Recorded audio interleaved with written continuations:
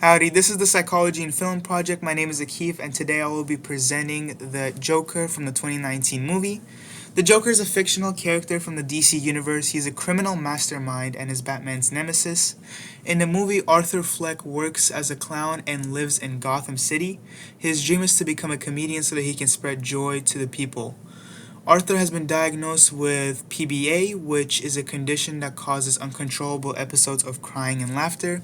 He is constantly isolated and bullied for his disorder, and the agency helping him with his well being was shut down, leaving him with no access to medicine. For the description of the setting, Gotham is a fictional urban city with a huge population. Gotham City is governed by Thomas Wayne, who is the mayor of the city.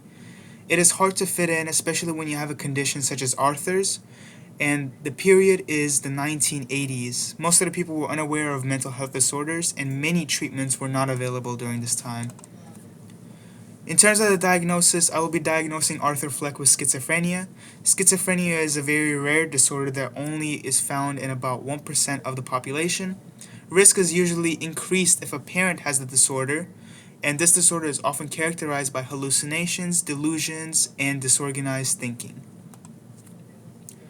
For getting help, if Arthur went to a therapist in Gotham, he most likely would have been diagnosed with schizophrenia as well, since he exhibits almost all of the major signs of the disorder. However, because the disorder is very rare, it is unlikely that people in the 1900s knew exactly how to deal with these types of issues.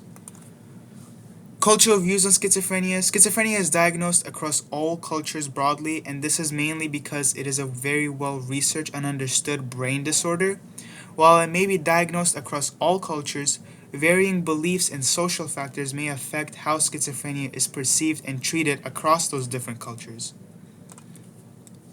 For stigmas, social and pop culture media portray people with schizophrenia as inherently violent, angry, and uncontrollable. However, this is not really the case. While it is true that in some very rare cases individuals might exhibit these violent effects, majority of the time, statistically speaking, they're the ones being harmed and have crimes committed against them.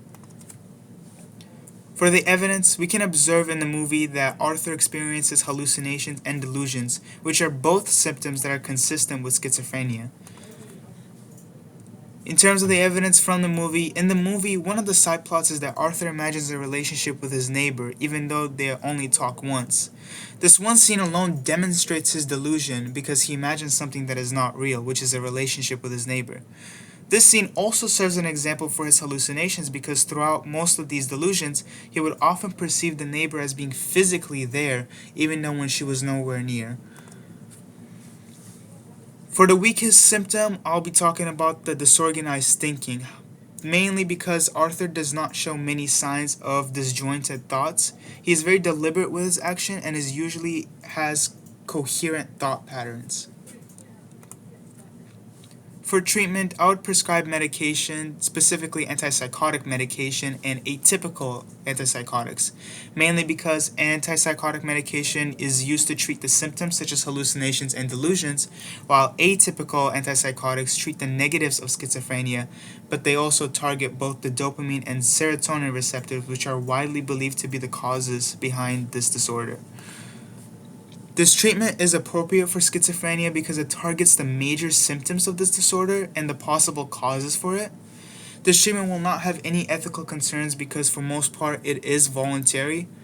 Getting this type of treatment in a city like Gotham during that time period is possible, however, given that Arthur's support was cut from him, it would make it very challenging for him to find the proper medication.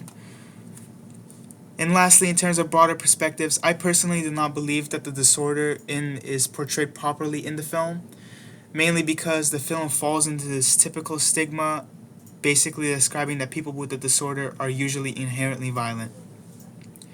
I do think, however, that the way the film portrayed this disorder can help society better understand how extreme cases of schizophrenia can affect a person's mood, behavior, and mental and or physical health.